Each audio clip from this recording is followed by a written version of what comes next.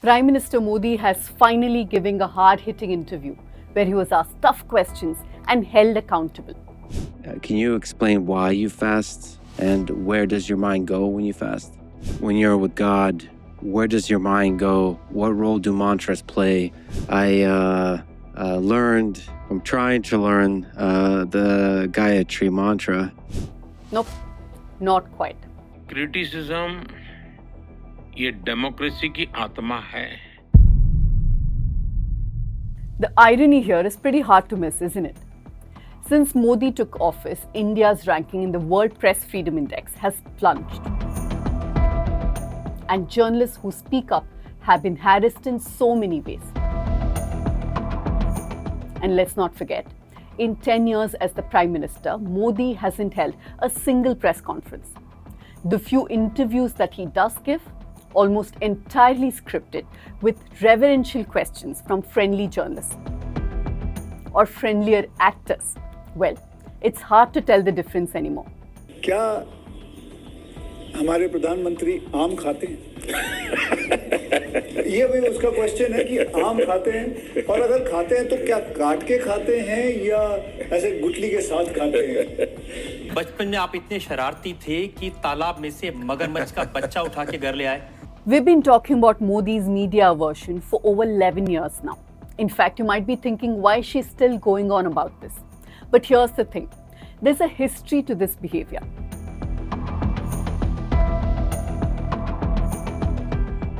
So this week, bear with me as we dig into it. Why does Modi avoid tough questions? What's up? And why should that worry us as a democracy?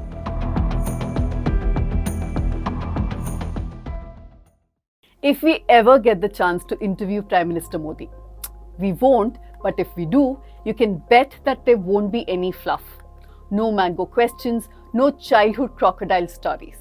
Just real hard-hitting questions, the kind that leaders in a democracy should be answering. The same goes for any leader we interview. You see, we don't have to cozy up to them for ad money or for any other favor. But to produce quality journalism, we still need resources. We investigate, question, and hold power accountable because someone has to. But we can't do this without you. If you want journalism that's free, then you get scripted interviews. But if you want the truth, no matter how uncomfortable it is, then you have to support fearless reporting. So don't just cheer us from the sidelines. Become a News Minute subscriber today.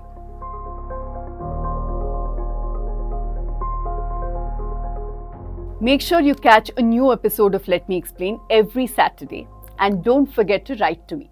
Now back to our topic. Not many in India might have heard of Lex Fridman up until now. He's a science, technology, and geopolitics podcaster. But in the US, he's known to be a favorite of the right and is known to be close to Trump as well as Elon Musk. Let's quickly sample the kind of questions he asked Prime Minister Modi in this much publicized interview. Are you afraid of death? Tell me about your childhood. How did those humble beginnings shape your outlook on life? What can you tell to those young folks who are struggling, who are lost in the world, who are trying to find their way? Now you get why he was granted the interview. Now on to the big question. Why does Modi steer clear of press conferences? One big reason could be his need to control the narrative. Rather than dealing with unexpected questions from journalists, this is how he likes to get his message across. Carefully crafted speeches, social media posts, celebrity interactions, sit-down interviews with, let's just say, his kind of anchors, podcasts with influencers, and of course, Man Ki Baat. But press conferences are a whole different ballgame. They come with the risk of tough, unscripted questions on tricky topics, whether it's the economy, religious tensions, or the government missteps. It's way, way harder to filter or control what's being asked, which means a higher chance of awkward moments or uncomfortable exchanges. Oh my God! Oh my God! Modi's media aversion isn't new. Many journalists recall Modi as a media-friendly politician until he became the Gujarat Chief Minister. And even after, he was accessible. He will now do interviews only on his terms, which is very different from the Narendra Modi I knew. But Narendra Modi was fascinating for me as a young journalist because he was always ready to take on any questions. Modi's rocky relationship with the press goes back to the 2002 Gujarat riots. Reporters who have tracked his career say that he frequently held press conferences and even visited the newsrooms till then. But he was miffed with the criticism he faced by a section of the media. A veteran editor told me that Modi was especially wary of the English language media. After the riots, it was the English press that gave space to victims, human rights activists, and dissenting voices. Local papers like Gujarat Samachar or Sandesh were big and influential, but they didn't offer the same platform to critics. The English media, meanwhile, did. And it only likely deepened Modi's discomfort with the press. What followed was years of increasing hostility, open barbs against individual journalists who were critical of him in press conferences, or visits to newsroom to set the record straight when something uncomfortable was reported. The animosity continued right from the start of his tenure as Prime Minister, that's in 2014. Modi never really made press conferences a thing. By now, avoiding them had just become a part of his style and even hailed by his followers. Even when Modi travelled on his many foreign trips, he avoided the media as much as possible. Indian Prime Ministers have a tradition of addressing the press on their way back from foreign trips. But Modi did away with these freewheeling conversations. There was one press conference he did attend back in 2019. But there was a small problem with that. He just sat there almost like a prop, and he refused to answer any questions. Amit Shah, the Home Minister, did all the talking. So we're not going to really count this one. Modi is really the only Indian Prime Minister to have never held a real press conference. Now, many of his supporters ask what is the issue with that. Press conferences are usually open to multiple journalists from different outlets. They can ask spontaneous, tough questions. The leader and their team have less control. Since they're often telecast live, there's less room for coaching or editing. Follow-ups are common, making it harder to dodge uncomfortable topics. It's a public test of transparency where leaders are expected to tackle a range of issues, even the ones that they rather avoid. Sit-down interviews, on the other hand, they are a whole different game. The journalist is often handpicked by his team. Questions might be pre-approved or even agreed upon. The tone is more controlled and surprises are rare. And if there are any, they can be edited out. Sure, some interviews can be sharp, but without the unpredictability of a press conference. By opting for these tightly controlled interviews with friendly media figures, Modi sidesteps any real scrutiny. That means there's almost no setting where he can be held accountable. When journalists do get to speak to him, it's often more of a performance. Sensationalist, hyper-nationalistic coverage takes center stage. Instead of challenging him, they cheer him on. Now, for the average viewer, it sends a clear message. Whatever Modi says is the undeniable truth. Every decision he makes is unquestionably in the country's best interest. This isn't accidental. Modi has made it clear that this is the kind of journalism he prefers and approves of. And many mainstream legacy media outlets are more than happy to play along, while independent journalists like us who dare to question him face government crackdowns. It's a dangerous pattern for any democracy. Propaganda is rewarded while real journalism is treated as a threat. In his book, senior journalist Rajdeep Sardesai drops an interesting nugget. Apparently, the Prime Minister's office has its very own in-house TV production team complete with a camera crew.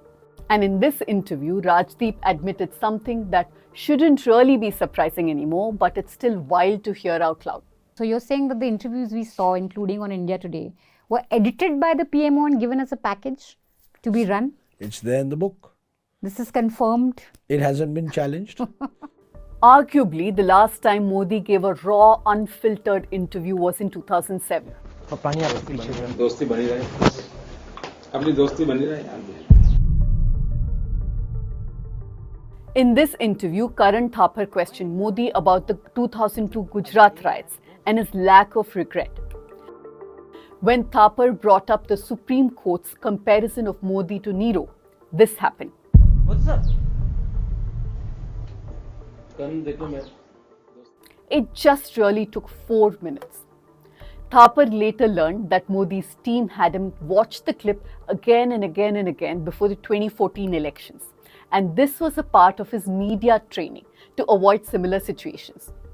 Since then, Modi has almost exclusively stuck to one-way communication. A lot of mainstream TV and news outlets depend on government ads and corporate funding. So they're careful not to step on any political toes, especially when those toes belong to someone as powerful as Modi. But the real shift has been in television news, where billionaires with close ties to the government own major networks. Mukesh Ambani, India's richest man, owns the Network 18 group, which runs News 18 and CNBC. And in 2022, Gautam Adani, widely seen as Modi's ally, took over NDTV, which was once one of the few channels that hadn't fully bent. At this point, it's no secret that most major news channels are firmly in line with the government's narrative. Media bias isn't new, but the level of outright cheerleading for Modi is something else. Mr. Prime Minister, how are you keeping your schedule nowadays? I mean, you keep a terrifying pace. आप जितने meetings करते हैं लोग कहते हैं कि आपके अपने अफसर कीप अप करना मुश्किल हो गया है. That pretty much sums up the state of TV news today. It's less about holding power accountable and more about applauding it. The mainstream media has also blatantly ignored some of the biggest scandals of Modi's tenure. When Hindenburg Research accused the Adani Group of pulling off the largest con in corporate history, did TV news dig into Adani's ties with the government? No. Instead, anchors rushed to defend him.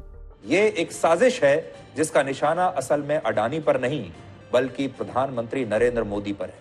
Another example is the massive electoral bond scam. In March 2024, India's Election Commission released data that confirmed what many had long suspected.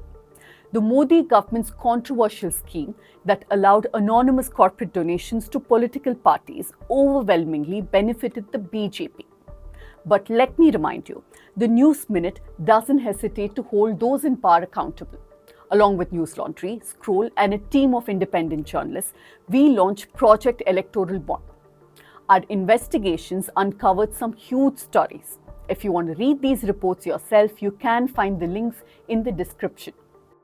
But of course, if you were watching primetime news, you would have barely heard a word about this. And unfortunately, that's the pattern with mainstream media. It's not just about spinning the narrative. There's also direct action against critical journalists. Since Modi came to power, at least 36 journalists have been arrested, some under the harsh anti-terrorism laws like the UAPA. Independent media organizations have faced raids. Foreign journalists aren't immune either. Even the BBC wasn't spared.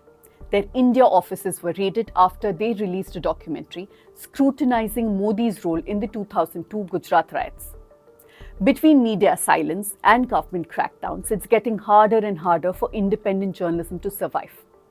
What's even more troubling is how this mindset has spread to the public too. Journalists increasingly face backlash for simply doing their jobs, often being labelled anti-national. In Modi's second and third term, this escalated into actual violence. Reporters covering communal issues were threatened and in some cases even physically attacked by mobs. Modi likes to say he welcomes criticism, but in reality he spent the last decade doing the exact opposite. What's especially alarming is how little pushback there has been. In any functioning democracy with a strong press, issues like the Manipur conflict, the India-China border standoff, and the electoral bond scandal would dominate national elections. But when most journalists aren't holding power to account, there's little chance that these issues will even register with the voters. And that's exactly the way Modi wants it. That's it for me for this week. I want you to think about whether it's okay that we're normalizing this behavior of those in power. And also, let me tell you, this week we're launching our deep reporting project on the spirituality industry.